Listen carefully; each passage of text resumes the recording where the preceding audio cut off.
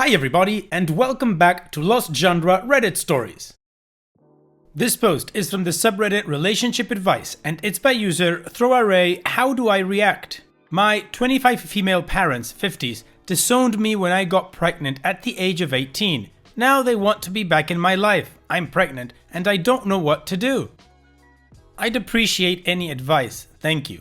I got pregnant back when I was 18. It was our fault. We didn't really use protection always, and I got pregnant. I realize now that it was a very stupid thing to do, but it also gave me my life's greatest gift, our beautiful daughter. When I told my parents, they responded very aggressively. I knew they wouldn't really be supportive about the fact that I was keeping the child, but I also didn't think they threatened to cut me off if I didn't terminate my pregnancy. But I just couldn't do that. I'm pro-choice, but I just couldn't. So they decided that they would not talk to me at all, just no contact. Needless to say, I was devastated, but I still feel like maybe some of it was my fault, like I disappointed them. But despite all this, I still had an amazing support system. My husband's parents took us in until we saved enough to get our own house. My friends were incredible, and even my mom's family helped me. And until my daughter's 3rd birthday, every year I would send them Christmas cards, birthday cards, her pictures, etc. And I wouldn't get any response. Eventually, I moved on. Now, almost 2 weeks ago, out of the blue, my parents contacted me. Actually, they just showed up at my house. They told me that through a relative, they found out I was pregnant with our second and wanted to be there for me.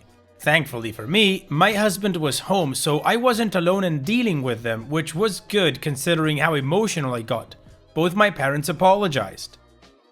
They broke down and told me that they wanted to be a part of my life again, and that the only reason they cut me off was that they were scared and hurt. I had to leave college because I couldn't manage to be pregnant and studying. Eventually went back and finished though, and apparently that was the breaking point for them. Plus, they thought my husband wouldn't be a good father and would leave me to be a single mom, and that they were scared for me. Right now, I'm confused. They seemed genuinely sorry, but what they did was so huge too. They literally abandoned me when I needed them the most. My husband's mom was more of an actual mom for me than my own. But on the other hand, I keep wondering if I'll regret not giving them a chance, especially since now my daughter can get to know her maternal grandparents. This goes for my second child as well. Both my children could have a real chance at getting to know their grandparents, but I don't know if that's a good idea. My husband wants me to decide. He told me that he trusts me enough to make the right choice for our family, and he's right. He's too biased to make a proper decision, I suppose. My mom's side of the family thinks I should completely forgive my parents, while my in-laws and friends don't think that's a good idea and that they might treat my daughter differently than my second child, and I don't know. Please help me out. I need unbiased and rational answers because I'm an emotional mess. OP, I don't like it. Something just doesn't add up. It just doesn't make any sense. Anything that they said, that they were scared for you, that you might be a single mom and that your husband would leave you, and because they were scared for you, they kicked you out of their house and cut contact with you? No. I do think they were scared, but not for you. I don't know where you're from, but they wanted you to terminate your pregnancy or they would kick you out. And they kicked you out when you didn't. So it wasn't about you, it was about them and how your pregnancy reflected on them. Or at least that's what I think. Now all of a sudden they want to be back in your life because they heard that you were pregnant again? What's the difference? You were pregnant before, but, they had 7 years to rethink why? Nah, I don't think so. I think it's because now that you're married and pregnant, it looks good. I'm not sure that's the kind of people you want to keep around your children, but if you do decide to give them another chance, I would be very cautious and go one step at a time, not full contact 100% right away. And what about you guys? What would you do if you were in OP's shoes? Let me know in the comment section, and now let's move on to the community comments to see what they said. Stormageddon0 says, honestly, I don't think anyone can answer this one for you. You're the only person qualified to make this decision. I will say though, if you decide to let them back in, don't immediately offer up your children. If your parents want to be back in your life, they need to rebuild their relationship with you before you introduce them to or involve them with your children. They've had 8 years to come around, and it's suspicious that they're only doing so now that you're pregnant again. If you throw your children into the mix straight away, then you're running the risk of your babies being hurt before you fully have a true representation of your parents' intentions. For what it's worth, what they did to you is disgusting, and their justifications don't make any sense at all. They were so scared for you to be a single mom, so they chose to also abandon you? Ridiculous. You'd be a better person than most if you chose to forgive them, but if you do, you need to be very, very careful. Soaring Comet 11 says, their reasoning for cutting you off makes no sense to me. They were so worried that your husband would abandon you that they abandoned you? Bizarre. Personally, I'd tell them to take a hike. They made their bed and now they get to lay in it. However, if you want to rebuild your relationship with them, I recommend individual and family therapy. Rebuilding trust takes a long time and a mediator might be helpful. Protecting your kids has to come first, so your parents need to show real change before spending time with your kids. Take it slow and be intentional. Don't rush. Miss Murphy says, you said you think some of it was your fault? Can you imagine being so disappointed in your kids that you'd do the same to them? Can you imagine how heartbroken would you feel if your kids thought they disappointed you so much you'd reject and abandon them? Think about that for a minute and then reevaluate your parents' words and apologies, and think about having them back in your life and your kids' life. And OP responds, wow, I never really looked at this from that perspective. Thank you.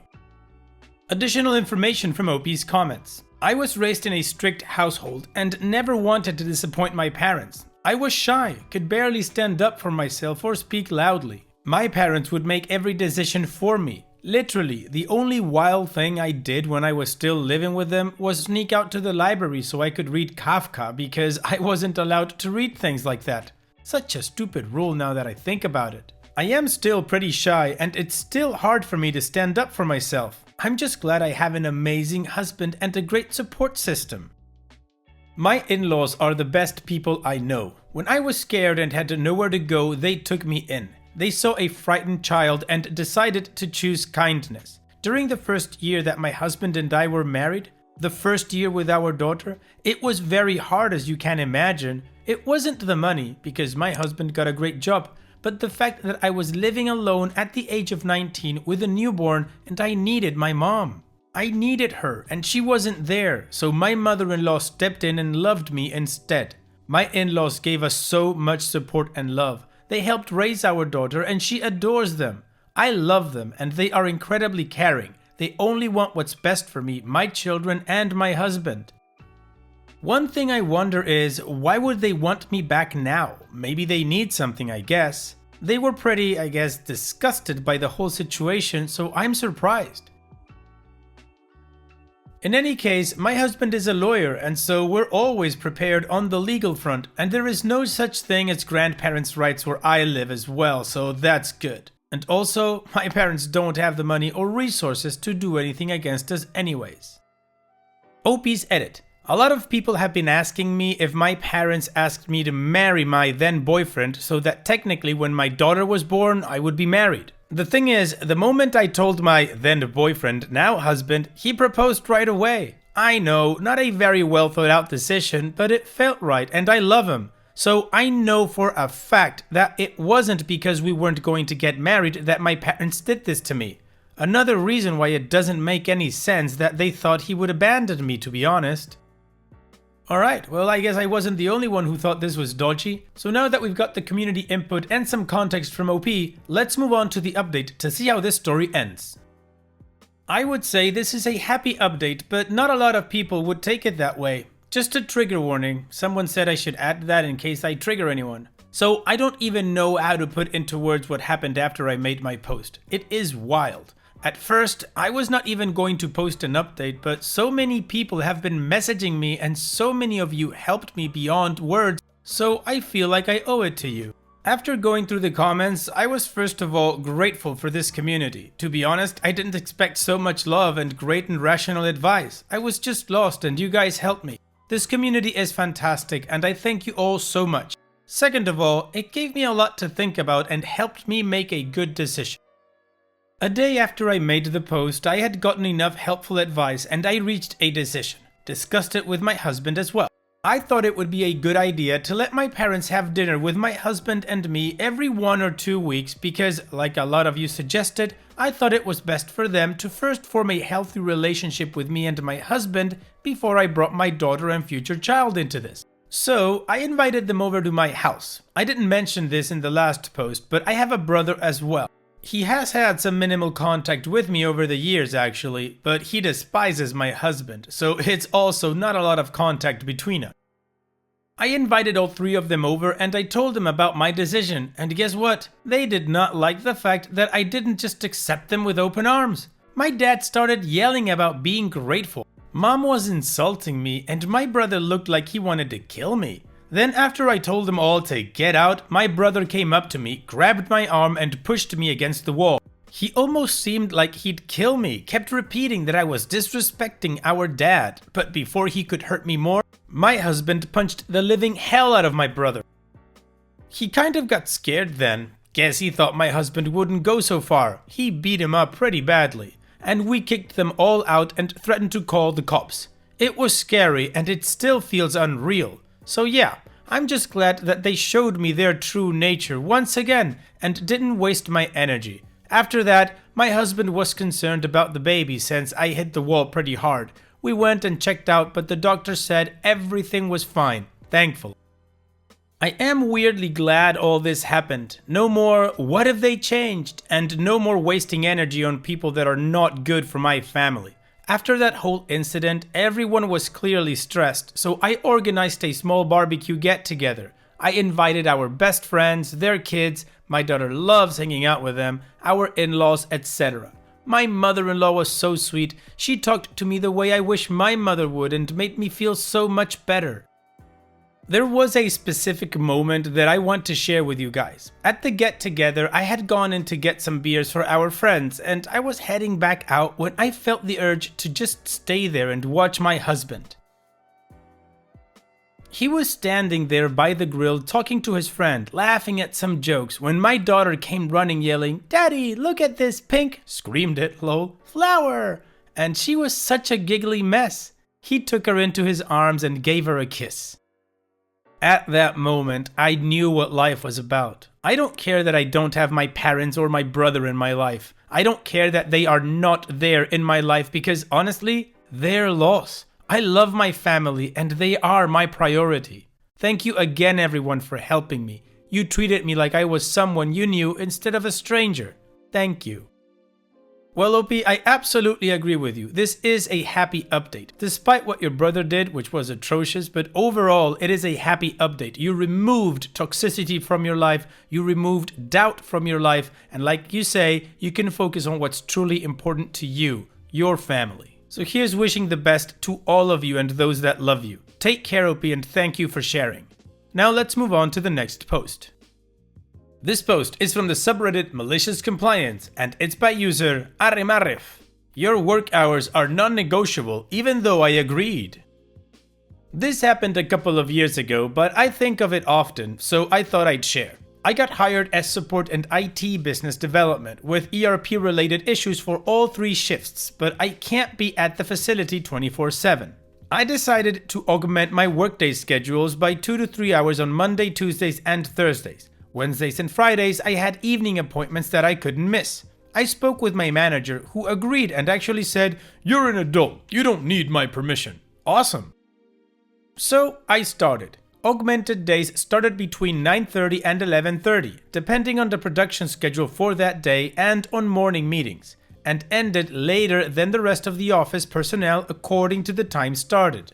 All was going well for a solid 5 months, including preventing a catastrophic ERP failure that would have caused a second shift to be unable to report finished goods produced and raw materials consumed, which has historically created thousands of dollars of false scrap and hundreds of man-hours fixing it.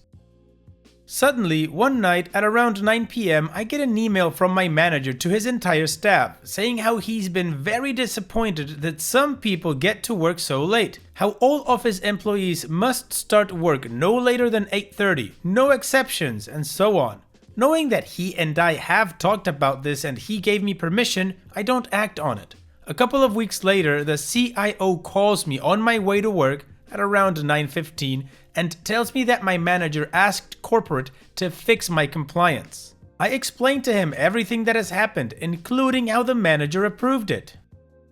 He sighs and tells me to just comply with the order. I tell him that the second shift, when really begins heavy system usage at 6, won't have support and lines could go down. He said, "That's fine. Make sure you email manager, CC me, the CEO, head of the board, and the CFO explaining everything, and asked manager if he still wants you to comply, considering lines would likely go down." So I did. The manager replies to all and says that he does, indeed, want me to comply. So, cue malicious compliance.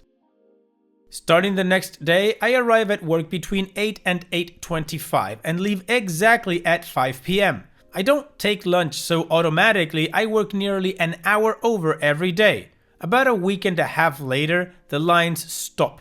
The second shift supervisor calls me around 6:30 p.m. and I answer. As the only support, I'm on call until 10 p.m. We speak and I understand that this problem can only be fixed with me physically there. I live about 40 minutes from work and I'm not required to come off hours. I have made that trip before, but this was before this situation. I tell the supervisor that there's nothing that I can do remotely and that I will fix the issue first thing the following morning. I email everyone interested in the situation. The second shift shuts down early and the third shift is cancelled. The next day, I get there as usual at around 8:15 a.m. and fix the issue and the first shift can start production. The CIO calls me and asks me why my manager just filed a formal complaint against me, and I explain. Now, keep in mind, my manager can't file a complaint against me since he's my manager. He has to have a sit down with me and HR, but he didn't. Anyway, the CIO and I end the call with him telling me I did the right thing. I thought he was going to fire me, haha. About 30-ish minutes later, the CEO calls me and tells me that he spoke with the CIO and he would like me to start augmenting my schedule again. I reminded him that my manager prohibited it and he told me, "I don't care what he said. I'm giving you permission and if he has a problem with it, he can call me." I thanked him and started augmenting again. Lines haven't been down overnight again because of this. The happy ending? My manager was fired last year. I heard the other day that one of the major factors was this whole situation. I hate seeing people fired, but I am very glad he's not my manager anymore. My current manager is amazing. OP's edit. Corporate is located in another country and they normally visit, at least twice per year, but COVID put a hold on this. This story happened during that time. Additionally, the manager had an employment contract with termination severance and they couldn't terminate him before that ended without paying that severance. Well, OP, he wanted you to be there at a precise schedule and you were. The rest is on him. Thanks for sharing, OP. And it's that time that we've reached the end of the video. I hope you enjoyed today's stories. I really did enjoy reading them to you. So if you did, then don't be shy and go ahead and give the video a like. And don't forget to subscribe or even share this video with people that you might think will enjoy my storytelling. Also, if you have the time, go down to the video description and check out all the links I have for you, from our Discord community to my channel merch. And finally, I'd like to say thank you for watching. It really means a lot to me that you enjoy my videos. And having said all that, I'll see you guys in the next video.